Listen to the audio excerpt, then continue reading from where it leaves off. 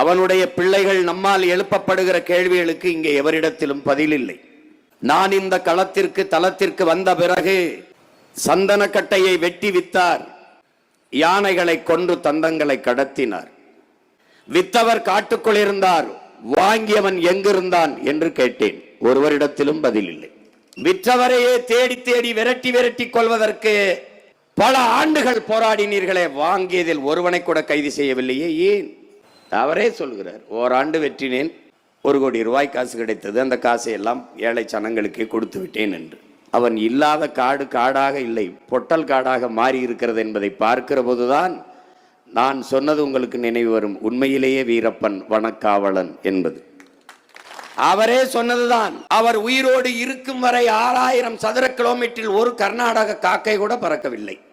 செத்து விழுந்தார், ஒக்கனைக்கல் என்னது என்று எடியூரப்பா வந்து நின்று விட்டார்.